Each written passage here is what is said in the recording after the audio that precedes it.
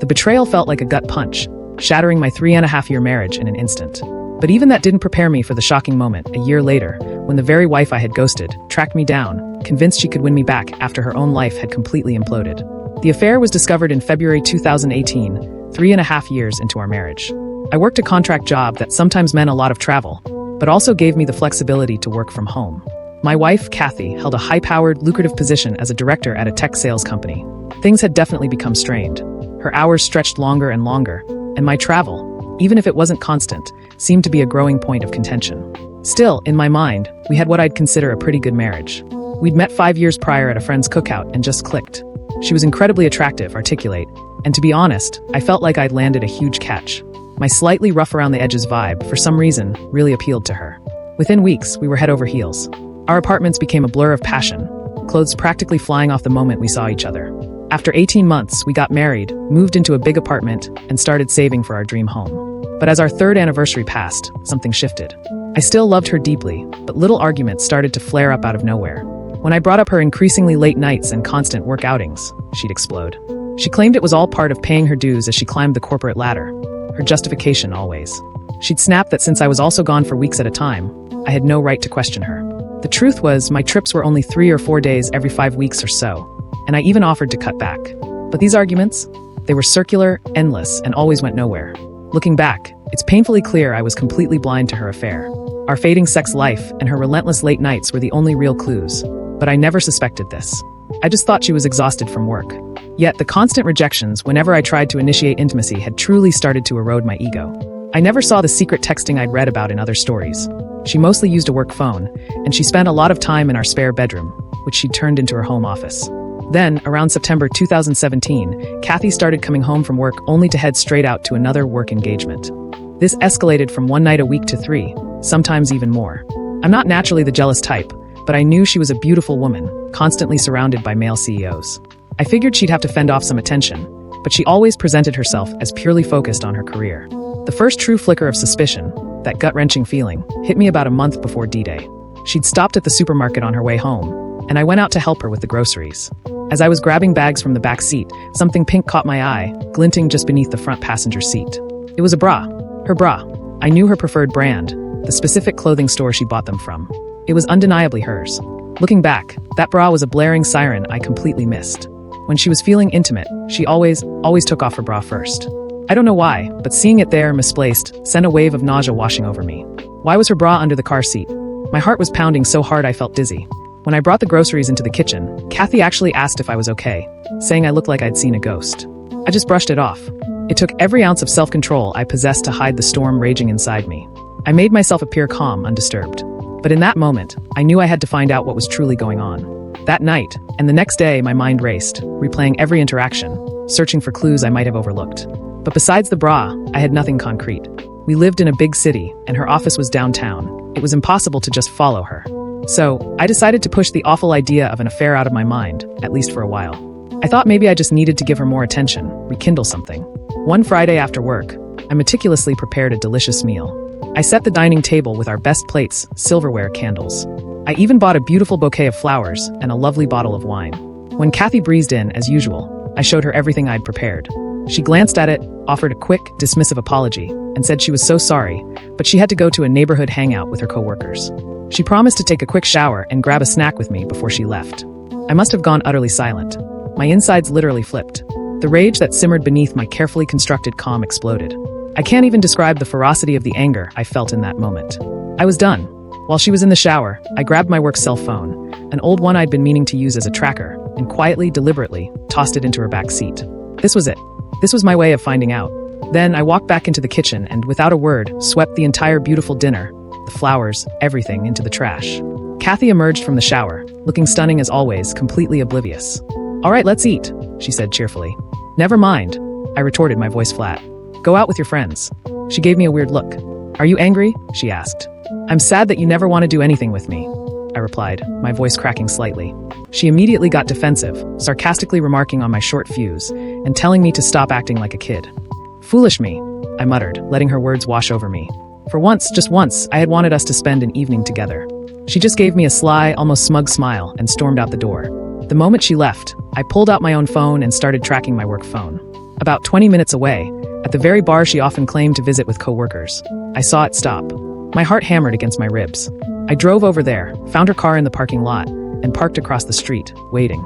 I felt like a stalker, a stranger to myself, but I forced myself to calm down, to push past the fear, to know. About an hour later, I watched her walk out of the bar. She wasn't alone. A man, who looked exactly like one of the executives from her company, was with her. He pulled her close, then in plain sight he kissed her. Right on the lips. My body went completely numb. My stomach churned a cold, sickening clench. They got into a different car and drove off. I followed, keeping a safe distance. And just as I suspected, they drove straight to a hotel, only 10 minutes away. I stopped my car on the street outside and watched them exit, hand in hand, and walk inside. That was it. I'd seen enough. The foolishness, the utter humiliation, washed over me. I started pounding the steering wheel, my fists connecting with brutal force. Something inside me just snapped. I don't know if I blacked out or had an out-of-body experience, but when I came back to myself, all I wanted was a drink. In that instant, my entire life took an unforeseen turn. I just started driving out of town, replaying every agonizing second of what I just witnessed. Tears streamed down my face, hot and angry. 30 miles out, I found a small, welcoming tavern. I walked in, sat at the bar, and ordered the strongest drink they had. The bartender, a kind woman, said I looked like someone had taken the wind out of my sails. I must have looked like death warmed over. You could say that, I managed, a half-smile barely touching my lips. A man sat down beside me, striking up a conversation. I didn't feel like talking, but there was something about him, a genuine warmth, that put me at ease. We started talking, and eventually, the raw truth of my wife's infidelity spilled out. I just wanted to escape her, to forget. "You're not alone, buddy," he said, giving me a gentle pat on the back. "I went through that a few years ago. I truly believe these things happen for a reason. Your life can take a positive or a negative turn from here. It's entirely up to you." For some reason, his words, simple as they were, jolted me out of my despair. Even amidst the crushing pain, I've always been able to see things rationally, and he was absolutely right. We introduced ourselves. His name was Ray. I really liked his salt-of-the-earth country vibe. "So, are you going to move out?" he asked. "I guess I haven't even thought that far ahead," I admitted. My brain was still stuck in a fight-or-flight response, and flight was screaming. I just knew I couldn't be around her anymore. "I have an idea," Ray continued, his voice full of sympathy. "I've got a mobile trailer on my land. It's not fancy, needs some work. But if you need to get away, why don't you come check it out? See if you could picture yourself living in something like that, even temporarily. I'll give you a great deal on it, or you could even park it on a beautiful piece of my property, and just watch it for me. It might be exactly what you need to escape this whole predicament." Just a thought. I paused, trying to process his concept. Hell, honey, if I could have escaped my crazy ex-husband years ago, I would have jumped at the chance to live in a trailer or anything, just to get my head on straight. The bartender chimed in, having clearly been listening. This whole interaction felt like I'd stumbled into the Twilight Zone, but maybe, just maybe, this was exactly what I needed. "Yeah, I'll think about it," I told Ray, "and maybe I'll come check it out." After a while, we parted ways, agreeing to meet at his place in a few days. A strange sense of perspective, a glimmer of an escape, began to take hold. What had felt like an unbearable heartache, a living nightmare, now seemed to have an exit. One thing I knew for absolute certain: I could never, ever spend another moment with my wife. Cheating, to me, was the ultimate betrayal. It was the one thing I always swore I'd never tolerate. When I got home that evening, I sat on the couch, the silence deafening. Kathy eventually came out.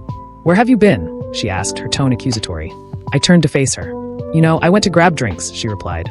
I looked her dead in the eye. "Are you having an affair?" She looked genuinely surprised for a split second, but quickly composed herself. "No. Why would you ask me that? I heard you might be seeing someone at work," I pushed. "Who told you that?" she snapped. "Someone I know," I said, keeping the name to myself. "You're being ridiculous," she scoffed, accusing me of being intoxicated and insane, then demanded to know my whereabouts. "I went to a bar to enjoy some drinks with my friends," I responded evenly. Despite her obvious desire to press for more, she just went back to our bedroom and went to bed. Knowing I had undeniable proof of her deceit, proof that had been staring me in the face for months, I made the decision to sleep on the sofa. Sleep, however, was impossible. I kept seeing her with him, replaying the scene at the hotel. I was drowning in self-pity, disgust, and pain. But then a thought of Ray's trailer, his offer, cut through the darkness. It was like a revelation, a lifeline. Maybe there was something wrong with me, but in that moment of intense pain, my fight-or-flight response kicked in, and I chose flight. The next morning, we barely spoke. We went through the motions of the weekend as if nothing had happened, a fragile, unspoken tension hanging between us. A few days later, I met up with Ray. His ranch was beautiful, expansive. And the trailer? It was actually quite nice. About 26 feet long, fully furnished. It brought back surprisingly fond memories of college spring break trips with friends. Ray accepted the money I offered for it. Though, honestly, I think he would have just given it to me. He then gave me directions to his property, a picturesque spot close to the foothills of some mountains, surrounded by trees and scrub, with hiking and biking paths nearby. He even had a small cabin on a hilltop overlooking the property, and there was electricity and water available for the trailer. Ray promised to set it up for me, pulling it to the perfect spot. Over the next few weeks, I tried futilely to get Kathy to confess. All I got was relentless gaslighting. I even warned her point blank that if I ever found out she was cheating, there would be no going back. But that only seemed to drive her deeper into her affair fog, and she lashed out with even more furious denials. The sheer audacity of her lies, the terrible acting, almost made me laugh in bitter disbelief. I cursed myself for not taking pictures that night, for having no tangible evidence. But evidence or not, I knew. And after all that emotional anguish, I knew I had to leave this marriage. Instead of trying to communicate my feelings, what good would it do? I simply began to plan. While she was at work, I quietly, meticulously started moving my possessions out of the apartment and into the trailer. Every box I packed, every item I moved, was a step towards taking back control. It felt like I was finally doing something. During this time, I noticed a subtle shift in Kathy. She started being more polite, almost nicer. But it was far too little, far too late. I needed my own break too. She kept going on her company outings after work, and one night, just as she was leaving, I got ready to go out myself. She glanced at me, a flicker of surprise in her eyes. "Where are you going?" she asked. "Meeting up with some friends," I said, cutting her off before she could ask more questions. "You wouldn't enjoy all the shop talk, and you don't know them." I threw her own words back at her, the very ones she'd used countless times when I asked to join her office excursions. "All right, have a good time," she said, her expression a mix of confusion and mild offense. "I definitely will," I replied, a chilling finality in my voice. As I worked on the trailer, making it my own, I started making new acquaintances, hanging out with Ray at the local bar. Being around Ray's wonderful family and friends felt incredibly healing. I also made a conscious decision to cut back on my drinking. I didn't want to fall into unhealthy habits, didn't want to drown myself in self-pity, even though it would have been so easy to do. Then, Kathy announced she'd be traveling for work the next week. "Who's going?" I asked, feigning casual interest. She listed off the executive team and a few department heads. "Well, I hope you have a great time with your boyfriend," I added, looking straight at her. I regretted it immediately. It ignited a furious argument, but it didn't really matter. Ray had already drilled it into me. "It doesn't matter who the other guy is," he'd said. "The fact that she chose to leave you is all that matters. She destroyed the marriage, whether she admits it or not, brother. Facts are facts. Damn, Ray ought to write a book for the betrayed. By the way, if you're still with me on this unbelievable journey, do me a huge favor and hit that subscribe button. I've got more shocking real-life stories coming your way, and you won't want to miss them." Kathy's work trip was my perfect window. The moment she was gone, I systematically collected everything that was mine. Clothes, laptops, equipment. I left all shared goods and furniture. Before walking out the door for good, I left a note. Initially, I drafted a lengthy, angry explanation, but I decided against it. Instead, on a single piece of paper, I simply wrote, "I hope it was worth it." On top of that note, on our kitchen table, I placed my wedding ring. As I walked away, a colossal weight lifted from my shoulders. I was free. I knew the hurt would linger, and there would be baggage to unpack, but I had started. I needed time to myself, to swiftly and quietly sever all ties. I wasn't proud that I hadn't confronted her, or forced a confession, hadn't screamed or shouted. But honestly, she didn't deserve it. She had callously disregarded everything we had, our future plans, our dreams of a home and a family. It was all gone, shattered beyond repair, and there was no turning back. I owed her absolutely nothing. She could deal with the consequences. I hadn't called a lawyer, hadn't strategized a divorce. All I craved was a new beginning, clarity, and the crisp, clean air of the mountains. Inside my trailer, I finally breathed. The next week, I resumed my running routine, and it felt incredible just to be alive. While she was away, Kathy's texts trickled in. "We just landed. Team dinner tonight," and so on. Then they changed. "Where are you? Why haven't you gotten back to me?" I ignored every single one. When she finally got home, my phone absolutely exploded with calls and texts. She kept trying relentlessly, but I remained silent.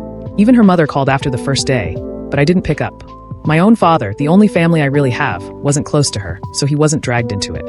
After a week of being completely ghosted, her messages grew desperate, almost frantic. "What is this?" one read. "We must speak. I'm not sure what you believe you know, but nothing is happening. There isn't an affair going on." Finally, after another week of my steadfast silence, a new text arrived. "I'm sorry, things got out of hand. It didn't matter that I was involved with someone at work. You were absent a lot while I was preoccupied with my work. I simply made an error. I intended to terminate it." An error? I had waited for this confession, but her pathetic justification only made me detest her more. Why couldn't she just be truthful? My dreams of a future with this woman had already evaporated. An error doesn't last 6 months, 8 months, or a year. Her pleas for me to return, to work on the marriage, grew increasingly pitiful. I refused to respond. Even after she stopped bothering me for a few weeks, I remained silent.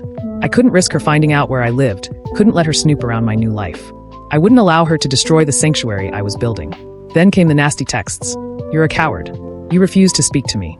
You have no regard for us. Come home please so we can discuss. You're where I am able to visit you, Paul. Please let's chat and make things right, damn it. I don't remember all of them, but they all sounded like excuses, with barely a shred of genuine regret. In one ear and out the other. After a while, I simply switched my mobile number. In June 2018, I received an email from Kathy, informing me she'd hired a lawyer and was filing for divorce. My response? A simple, okay, that sounds good. This, of course, triggered a fresh barrage of emails, demanding I visit her and other things. Finally, realizing her pleas weren't working, she wrote that she'd stop bothering me if I agreed to an uncontested divorce. I consented. And just like that, I was genuinely free. A few months later, with the apartment officially out of my life, I never had to see her again. She seemed to crave closure more than I did, though neither of us truly got it then. For a few months, thoughts of her would occasionally creep in, and yes, waves of grief would hit me, like when I heard a song we used to love. But slowly, over time, those moments became fewer and further between. Eventually, I just stopped thinking about her altogether. Life was going great. I was officially divorced and thriving. In fact, I met a wonderful girl just down the hill from my place. I was out running on the trail, and we clicked instantly when I helped her change a flat tire on her bike. She's a few years younger than me, but absolutely fantastic and utterly adorable. She calls me her mountain man, and she loves my simple outdoor lifestyle. I'm not in a rush to commit, but I'm certainly not giving up on women entirely either. I have no plans to move out of the trailer anytime soon. Being outside, simplifying my life, it eased everything, including the grief and the lingering shadow of my ex-wife. I know everyone reacts differently to these situations. I was lucky. I was only in my 3rd year of marriage and we didn't have kids. I truly believe I acted in my own best interests. You don't have to spend your entire life with someone who cheats. If you ever go through something similar, try not to overthink it. Keep living your life, keep improving yourself. It will get better. I hope everyone finds their best possible life. I'd revised this story about 5 times for Reddit, and just wanted to give another update about my ex-wife. I'd been worried she was trying to find me. I'd moved about 2 hours away from our old residence. Last weekend, I actually ran into her at a coffee shop I frequently visit in my new town. It didn't feel like a coincidence. Thankfully, I managed to slip away before she noticed me. This past weekend, I went into town for groceries and stopped at my usual coffee shop, using their free internet to catch up on some work. When I finished and walked out, heading to my pickup, I heard it. Paul! I turned, and across the street, there she was. Kathy, my ex-wife, waving at me. Armageddon, it seemed, had finally arrived. She hurried across the street toward me, and I just stood there, frozen in disbelief, almost bracing for an embrace. She reached me and extended her hand. Instantly, instinctively, I held out my arms, palms up, stopping her in her tracks. She looked genuinely hurt. I've been searching for you, Paul, she said, her voice cracking. I've wanted to see you ever since I heard you moved here. Can we talk? I felt like an animal trapped in a cage. But, yes, I guess so. I finally relented. Let's find a table or something, and we can talk for a minute. When she asked if we could go to my place, I firmly, absolutely refused. So, she trailed me down the street to a bench outside a small store. She started by remarking on how much I'd changed, how much she liked my new beard, my fitness level. She raved about my body, and of course, she was wearing a tank top, small white shorts, and her hair in a ponytail, just like I used to love. She was laying on the charm thick, and my radar was screaming. She was clearly trying to activate any old sex appeal she thought she had over me. I had to keep myself in check to see where this was going. She started by apologizing for the affair. She claimed that after I left, karma had hit her hard. When her employer found out about the affair, the situation became so toxic she eventually resigned. Her affair partner, who was engaged at the time, was reprimanded and transferred to a different department. And when he blamed her for everything, she retaliated by telling his fiancé the truth, which, predictably, caused them to split. This is when she bowed her head and started to weep. I didn't say a word. I just sat there, looking around. She eventually straightened up, looked at me for a long moment. What do you want from me? I asked, my voice flat. She swore she never intended to have an affair. She blamed company politics and positioning, saying her AP used his charm and influence to corrupt her. She even admitted she felt she was taking advantage of him as much as he was taking advantage of her. She claimed that after I accused her of cheating, she intended to come clean. She drank after work to ease the crushing guilt she felt, hating herself. She said she felt so stupid, so alone, like her heart had burst with loss. Immediately after I departed, she ended her relationship with the AP. She believed she had to find me, to see if there was any chance of reconciliation, because I refused to speak or get in touch. She desired a fresh start, hoped we could begin anew, even knowing we were divorced. I just stared at her, then I let her have it. You have no right, I said, my voice rising, to come out here and try to undo all the harm you've done. Do you honestly think I'll overlook everything you did to destroy our union? As I said before, we were done the moment you cheated. Forgiveness doesn't exist for that. This relationship will not be restarted. You murdered it. You ruined everything we had. How foolish do you take me for? I watched you walk into that hotel with him one evening. Were you aware of that? I noticed people starting to stare as my voice grew louder. She grabbed my arm, tears streaming, and started sobbing. I let her cry on my shoulder for a moment, then gently pushed her away. I deserve all this, she replied, looking up at me through her tears. I'm certain I do. If nothing else, would you just let me take you out to dinner? I'd rather not go, I said. I want to speak further, she persisted. I need to make sure we're transparent about everything. You need to spend more time with me than you have in the past, Paul. Please. I love you so much, even if I know you might not want to hear it. Before you left me, I had no idea how much I truly loved you. You broke me as much as I broke you. I can't forgive myself, and I don't want to, not until the day I die. She began to sob uncontrollably, hyperventilating. I lifted her up and gave her a hug. It seemed like the only way to calm her down. In that moment, I knew I had shattered her heart as severely as she had shattered mine. We walked to a quieter spot to continue our conversation once she'd calmed down. How did you find me? I asked. Did you hire a private investigator? She thought about it for a moment, then gave a small, rueful giggle. No, she admitted. She explained that she ran into Stacy, a mutual friend, a few weeks prior and asked her how things were going. Stacy hadn't mentioned seeing me, but Kathy pressured her to reveal everything.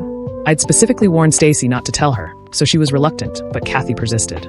Eventually, Stacy caved, though all she knew was that I lived somewhere close by and came into town on my days off. So, Kathy started coming here, just checking.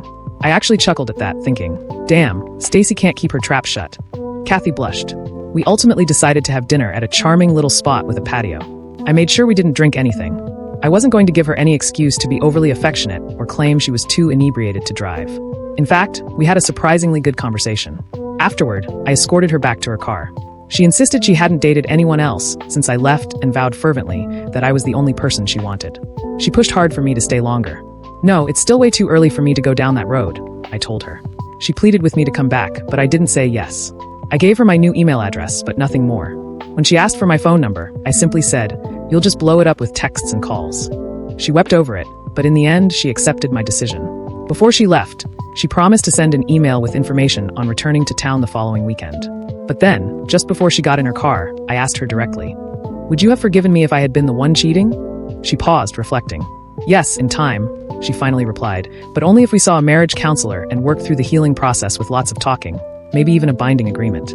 All right, I said, maybe I could do that in 5 or 10 years. I would wait if that's what it would take, she answered, her voice resolute. Then she took both my hands in hers, looked me directly in the eye, and said, God damn it, Paul, I will always love you, and I will do anything to prove it. That statement truly caught me off guard. Her words continued to unsettle me even after she left. She had spoken them with such conviction. Yet, I was still unable to envision us reuniting. Even though I felt better about the incident, I couldn't even see her as a friend right then. Perhaps a friend, eventually, but even that felt like a mystery. I returned home, went for a long run, had some beer, and thought about how far I had come. Could someone please assure me that she wouldn't destroy the tranquility I had created for myself? I had no idea. I had the luxury of time to sort through it all and gain perspective. But it was all still too vivid in my mind. This will most likely be my final update. In summary, I ghosted my ex-wife for over a year before she found me. She wanted to make amends and start over. But if you thought I'd be the typical beta blue pill fool and forgive her, you'll be deeply disappointed. Last week, she sent me a lengthy email, once again expressing her love and regret for the affair, and even offered to come out and stay with me for the weekend. My answer? I silenced her. I informed her that I had no plans to make amends. I'm completely happy living alone, embracing my secluded life, and keeping things simple. At 32, I'm not in a rush to make changes. I have my own self-determination plan, and I've enjoyed the company of a few wonderful women and friends. I made it clear in my email response that I had no intention of reconciling and, once again, declined to provide her with my phone number. I no longer know or trust you, I wrote. You made your bed. I wished her the best and suggested that perhaps, we might become friends in the distant future, but definitely not right now. Her response was telling. Annoyed by my evasiveness, she admitted she had taken a job offer in a different state. Her true goal had been for me to accompany her, believing my remote work would make the move simple. She wanted us to start over somewhere new. She'd tried to visit me in person to persuade me because she was running out of time before moving. Luckily for me, her time was up because I had a week of business travel scheduled. I'm truly grateful I will no longer have her in my life. She'll soon recognize that her time with me is over. I anticipate a few more emails, of course, but she'll have to find someone else. And who knows, she might even cheat on them too. To anyone reading this, make the most of your life. Let go of the past, and give yourself the strength to move on. Good luck to all of you. What would you have done in my shoes? Have you ever had to walk away from a betrayal like this? Tell me what you think in the comments below. I really want to know.